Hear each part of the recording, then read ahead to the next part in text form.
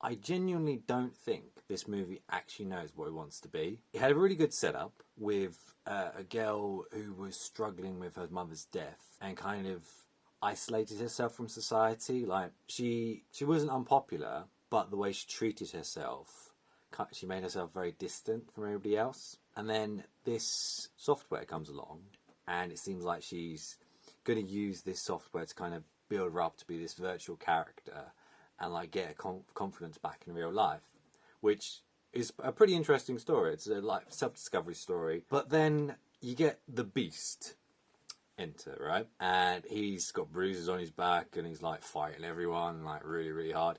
And then he's kind of like guys in all white like superheroes just like start chasing him and like I'm going to show who you are to the world with this hand beam. Never does it. And then it kind of turns into like this Beauty and the Beast story, which is kind of weird because that wasn't like the introduction to the thing at all. And it kind of feels weird because you've got the virtual world. They're all kind of like building like the Beast and Belle are kind of developing like a closeness and stuff like that. And then you've got the outside world. Now you don't know who the Beast is, but it's kind of hinted that it could be potentially be a few people. But because we don't spend enough time in the real world, there's nothing to actually build anything upon it. The only guy that I actually liked in this movie was the kayak guy because he wasn't over the top, but he was very passionate about what he does. And he's like got his own club, he's the only member, and he's like, yeah, let's do this. Yeah, anyway, sidetracked. So, you got Belle and you got Beast. I don't know if anybody has watched Beauty and the Beast, but that's the names of the characters in Beauty and the Beast. And they have like the roses, the secret garden. Of course, there's no spell because this is a virtual reality they're in. And it doesn't go anywhere. Like, it doesn't like give a romance or anything like that. If anything, the romance actually gets a bit weird because in like the third act, it kind of changes the story again completely, and now it's about this kid who has an abusive father, and he verbally abuses him, and it's hinted that he beats them. Yeah, that's a lot to take in.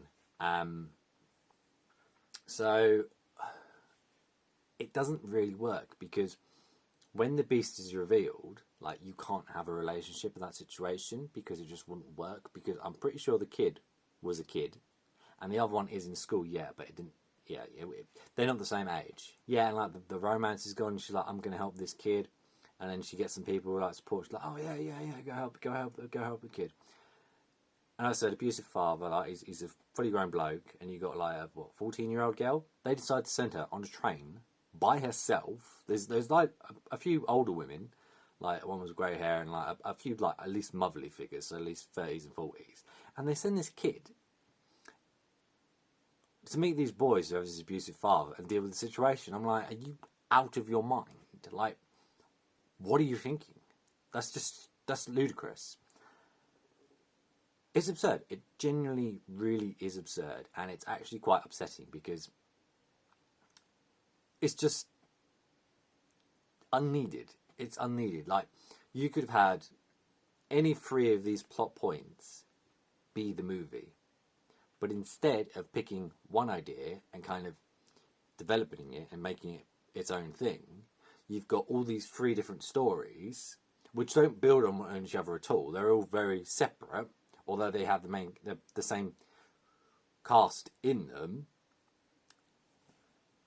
It's just not a very good movie. And even though it's shown to be like a musical and stuff like that, like the end song was pretty decent. It was enjoyable, but the initial song that she had when she started becoming popular as Belle, that really didn't do anything for me. The visuals are nice, but there's really nothing that kind of emotionally connects you to any of these characters whatsoever. You feel bad for the boy, obviously, but aside from that, it's just like a generic movie. I'm actually surprised by saying this, but I watched Sing a Bit of Harmony recently, and like the musical numbers in that felt out of place, but I actually realised that when watching this, I actually quite enjoyed that movie. There were points in this movie where I was looking at the bottom of the popcorn bag and picking plaque off my teeth. Now, I wasn't bored, per se, but it wasn't keeping my interest. So, I probably wouldn't recommend this movie for anyone. Like, if it's on, like, Crunchyroll or, like, Funimation, sure, watch it, but I can't say go watch it because it's just not very well done.